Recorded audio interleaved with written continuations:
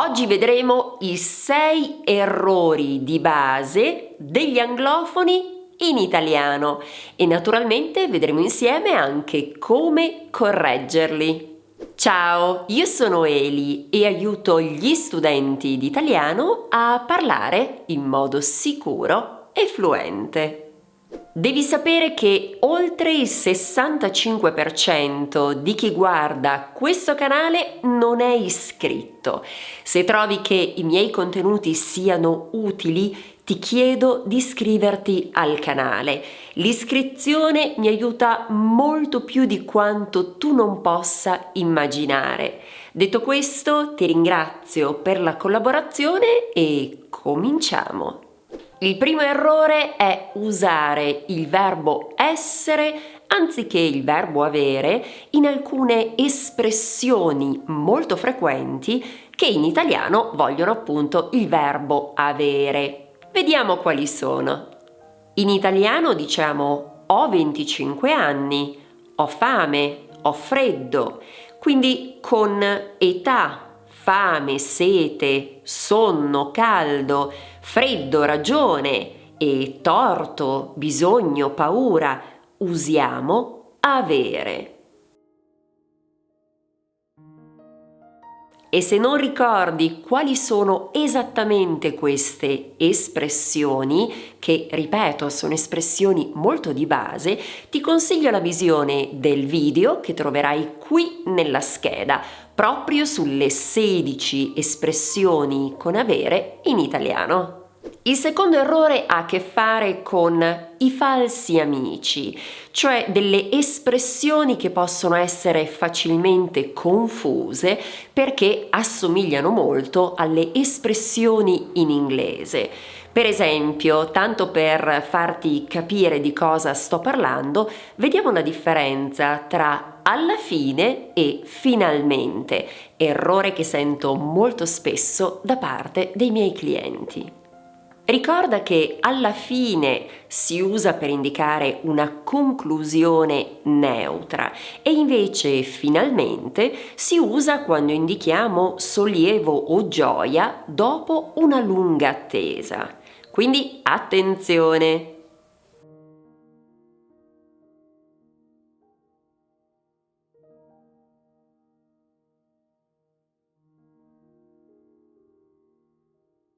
Il terzo errore ha a che vedere con l'uso del verbo piacere.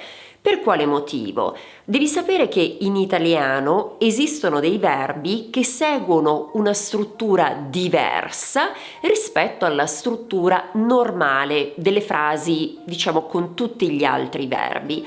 Vediamo in concreto di che cosa stiamo parlando. In generale, la struttura delle frasi italiane è questa, ovvero soggetto più verbo più oggetto.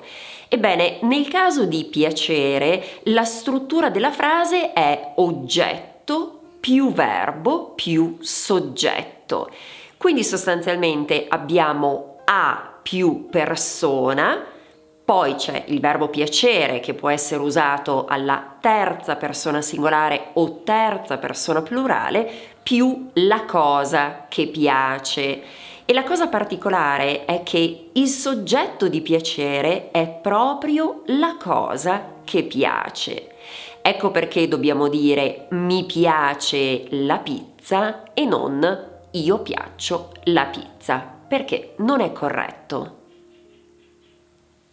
E naturalmente il verbo piacere è uno dei verbi più utilizzati in italiano. Ti posso dire che rientra tra i 100 verbi che noi italiani utilizziamo costantemente. A proposito, se vuoi conoscere gli altri 99, allora ti consiglio di scaricare la guida gratuita che troverai qui sotto nei commenti, oppure puoi anche scansionare il QR code che trovi qui in questa schermata. Il quarto errore ha a che vedere con molto, l'uso di molto. Questo perché molto può essere avverbio, ciò significa che non cambia all'interno della frase, oppure può avere valore di aggettivo e in quel caso deve cambiare. Vediamo un esempio. Come vedi, nella frase ci sono molti musei a Roma, molti deve essere accordato con il nome musei. Questo perché è un aggettivo e ricorda, l'aggettivo concorda sempre con il nome. Ecco perché diciamo molti musei o molte persone o ancora molto zucchero. Quando invece molto si riferisce ad un verbo è invariabile. E naturalmente all'interno dell'elenco, di questo elenco di errori molto frequenti, ci sono, ahimè, le preposizioni e anche le preposizioni di base. Vediamo un caso in particolare, l'uso di in e a. Ricorda che la preposizione a si usa sempre quando parliamo di una città.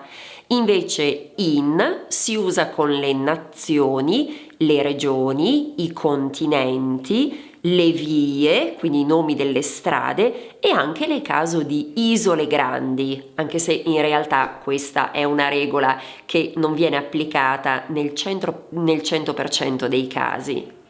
Il sesto errore ha a che vedere con il passato prossimo, in concreto con la scelta dell'ausiliare corretto. Errore tipico è infatti dire io ho andato anziché io sono andato o al femminile io sono andata.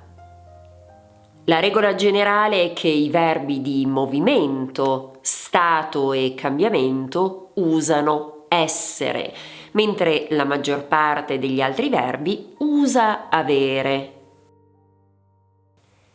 E se hai dei dubbi, ti consiglio la visione di questo video che troverai nella scheda. È una spiegazione molto dettagliata di come funziona il passato prossimo in italiano. E se sei arrivato o arrivata fino a qui, ti chiedo di scrivere albero qui sotto. In questo video abbiamo preso in considerazione gli errori più frequenti di chi parla inglese, ma questi non sono gli unici. Ecco perché il prossimo passo è quello di continuare e andare avanti con altri 6 errori tipici. E per scoprire quali sono, devi solo cliccare qui. Trasforma il tuo sogno italiano in realtà.